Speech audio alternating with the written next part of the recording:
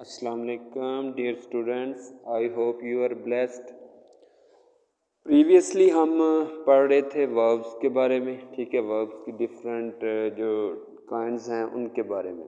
आज हम बात करेंगे फॉर्म ऑफ वर्ब्स के बारे में। तो फॉर्म ऑफ वर्ब्स के बारे में यहाँ पे एक अहम क्वेश्चन जो हमारे ज़हन में आता है वो ये है कि how many kinds of form of verb are there in English grammar.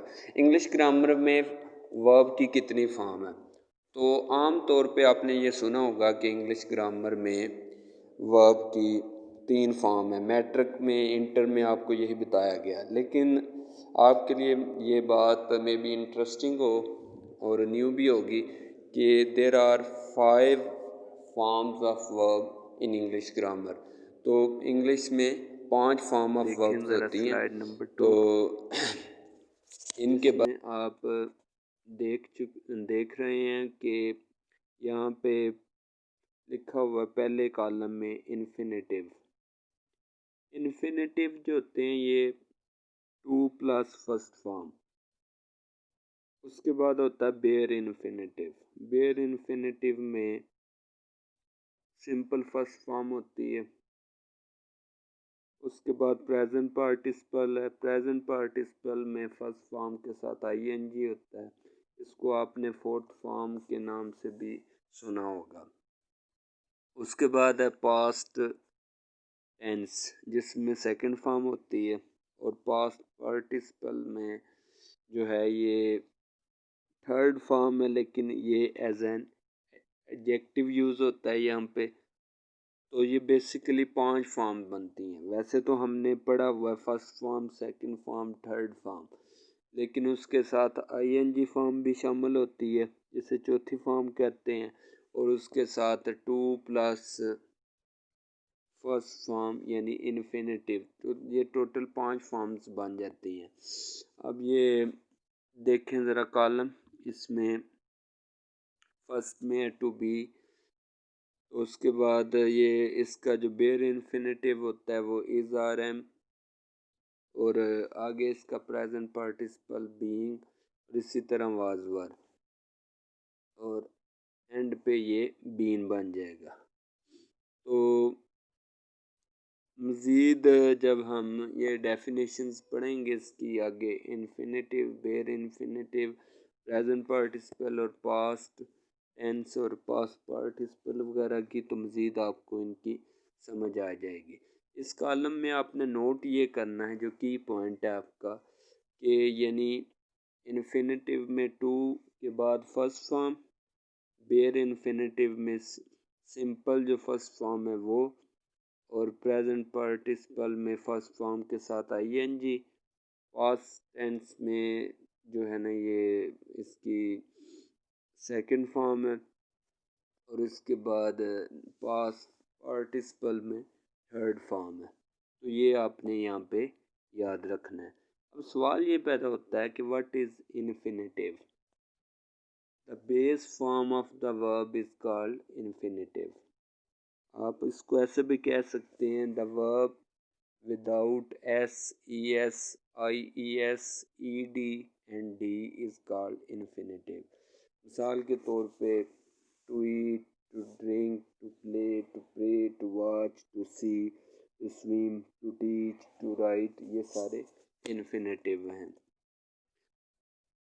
आम फहम अल्फाज में सिंपल आप ये भी कह सकते हैं कि टू के बाद जो फर्स्ट फॉर्म है ये इन्फिनेटिव है।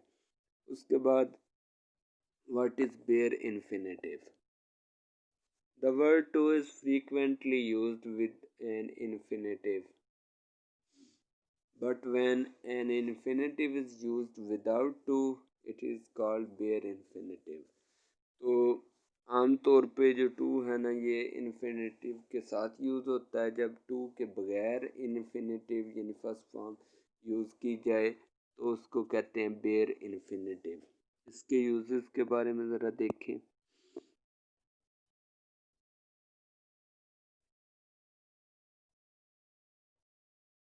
The infinitive is used without to after certain verbs like bid, let, make, see, hear, need, dare, etc. तो ये जो वर्ड्स हैं जो मैंने अभी बोले हैं इनके बाद टू नहीं आता। मसलन आई बेड हिम गो, तो ये आई बेड हिम टू गो नहीं आता, यहाँ पे बेयर इन्फिनेटिव है गो। उसके बाद let him sit there, not let him to sit there. Next है इसमें शी मेड मी क्राई, तो हम ये नहीं कह सकते कि she made me to cry. I heard him sing a lovely song, तो ये नहीं होता कि ना हम ये बोल रहे हैं कि I heard him to sing a lovely song. तो यानी पता ये चला कि bid, let, make, see, hear, need, dare के बाद टू हम यूज़ नहीं करते क्योंकि यहाँ पे ये बेयर इन्फिनेटिव है।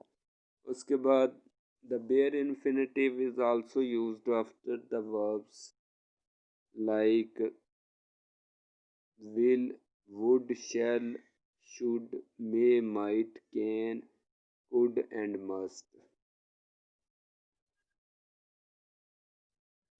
जैसे आई विल वेट, ये नहीं होता कि I will to wait. You must obey my instructions, ये नहीं हो सकता कि हम ये लिखें कि you must to obey my instructions. He can speak 5 languages, he can to speak 5 languages, ये भी नहीं हो सकता। इसी तरह you should come to school in time, तो हम ये नहीं कहते कि you should to come to school in time.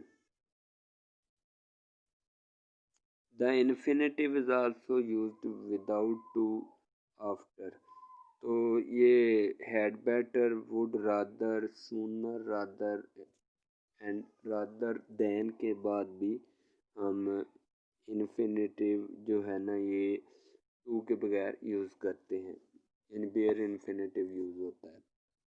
You had better ask his permission, तो ये नहीं होगा कि you had better to ask his permission, यानी जो करेक्ट या एग्जैक्ट सेंटेंस है you had better ask his permission.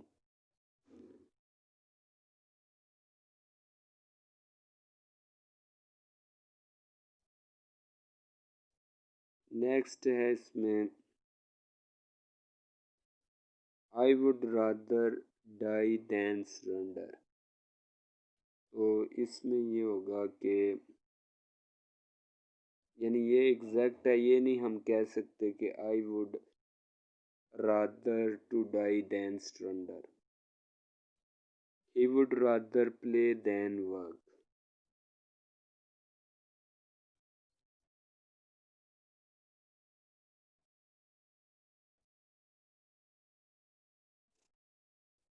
Next इसमें हमारा जो पॉइंट है आगे जेरेंड। जेरेंड क्या होता है? A gerund is ing form of a verb used as a noun, जैसे boxing is my favorite game, smoking is a good habit, he is listening। अब यहाँ पे जो है ना he is listening, ये जो है ये प्रेजेंट पार्टिसिपल है, ये जेरंड नहीं है। जेरंड में अब इसमें एक इंटरेस्टिंग बात ये है कि प्रेजेंट पार्टिसिपल और जेरंड डेफिनेशन इनकी एक पार्ट जो है दोनों का मिलता जुलता है, ये दोनों में फर्स्ट फॉर्म के साथ जब आईएनजी लगाते हैं तो वही जेरंड है और वही पार्ट प्रेजेंट पार्टिसिपल है। लेकिन होता ये है कि जो जेरंड होता है ना एज ए नाउन यूज़ होता है, इसमें जो मेन डिफरेंस है इसमें।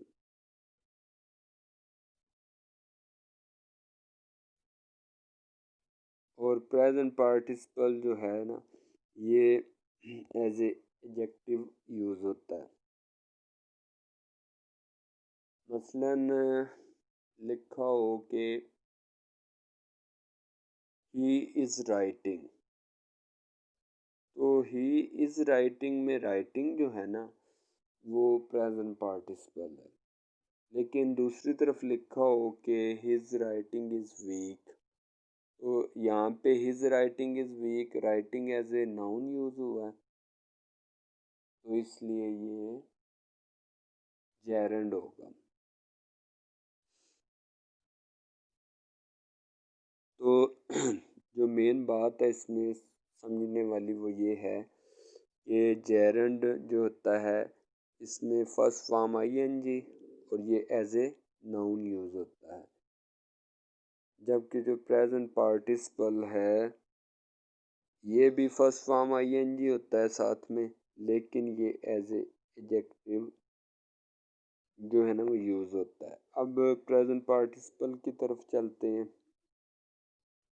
Present participle is a word that ends I N G, यानी जैसे फर्स्ट फॉर्म आईएनजी और ये वर्ब से बनता है, is used as an adjective और फॉर वर्ब टेंस, तो ये एडजेक्टिव के तौर पे काम करता है। जैसे द फ्लीइंग क्रिमिनल, फ्ली होता है भागना, स्केप भागने वाला मुजरिम, ये एज ए एडजेक्टिव है। He was waving his cutlass, तो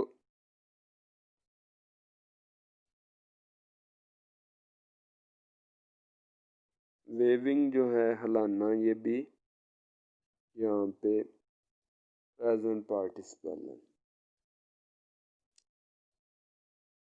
उसके बाद नेक्स्ट जो चीज़ आ जाती है वो है past participle. Past A past participle is a word that is formed from a verb, ये भी verb से बनता है, is used as an adjective or for verb tense, probably ends ed, d, t, en। आम fam अल्फाज में हम ये कह सकते हैं कि third form of the verb is called past participle. जो तीसरी फॉर्म होती है ना वर्ब की वो पास्ट पार्टिसिपल कहलाती है। जैसे इसकी एग्जांपल देखें, यहाँ पे है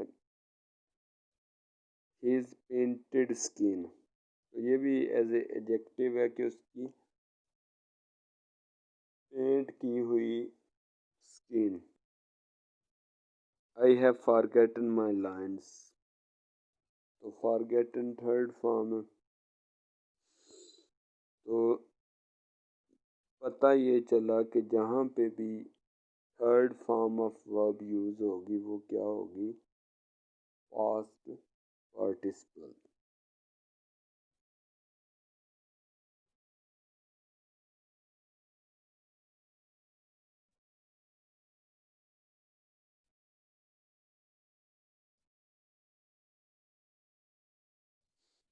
तो आज का जो लेक्चर था उसके जो मेन पॉइंट्स हैं वो एक दफ़ा रिपीट कर लेते हैं। पहली बात जो आपको मैंने बताई कि वर्ब की 5 फॉर्म ऑफ वर्ब्स होती हैं, यानी इंग्लिश ग्रामर में जो वर्ब की काइंड्स या टाइप्स हैं वो 5 हैं, जिसमें पहली इन्फिनेटिव है, उसके बाद बेयर इन्फिनेटिव है, प्रेजेंट पार्टिसिपल है, फिर पास्ट टेंस फॉर्म है जो सेकंड फॉर्म होती है, और तीसरी जो फॉर्म है वो पास्ट पार्टिसिपल या थर्ड फॉर्म है। उसमें सबसे पहले इन्फिनेटिव यानी जो बेस फॉर्म होती है, जिसको हम ये भी कहते हैं the verb without S E S I E S E D N D. जिसको for example to eat, to drink, to play, to pray, to watch, to see, to swim, to teach, to write. उसके बाद क्या था bear infinitive. Bare infinitive ये होता है कि infinitive में टू मोस्टली यूज़ होता है। तो जब हम किसी फर्स्ट फॉर्म को यूज़ करते हैं विदाउट टू तो वो बेयर इन्फिनेटिव कहलाता है। जैसे जो वर्ड्स हैं like bid, let, make, see, hear, need, dare, इनमें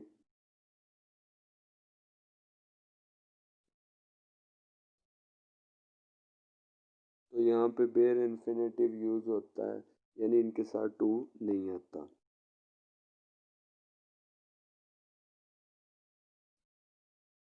इसी तरह had, better, would, rather, sooner than और रादर देन, इन को भी टू के बगैर इस्तेमाल किया जाता है। ये भी बेयर इन्फिनेटिव के साथ इस्तेमाल होते हैं। उसके बाद जेरेंड। तो जेरेंड में first form I N G, first form plus I N G जो एज ए नाउन काम करता है। जैसे boxing is my favourite game, smoking is a bad habit. बाद प्रेजेंट पार्टिसिपल। प्रेजेंट पार्टिसिपल में फर्स्ट फॉर्म आईएनजी यूज़ होता है।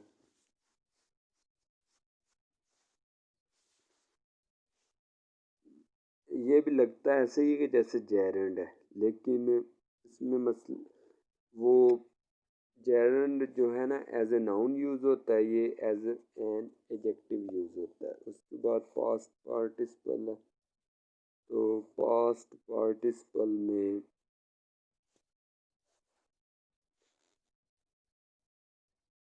थर्ड फॉर्म यूज़ होती है और ये भी एज एन एडजेक्टिव काम करता है। आई होप सो कि आज का लेक्चर आपको पसंद आया होगा। तो इसमें कोई क्वेश्चन आप पूछना चाहें तो इंशाल्लाह जूम पे एक मीटिंग अरेंज की जाएगी। रात को 8 से 9 बजे उसका टाइम होगा। तो आप उस मीटिंग में लाजमी शमूलियत करें और कोई भी क्वेश्चन आज के लेक्चर के हवाले से हो तो वो ज़रूर उसमें पूछें। Okay, have a nice day. अल्लाह हाफिज़।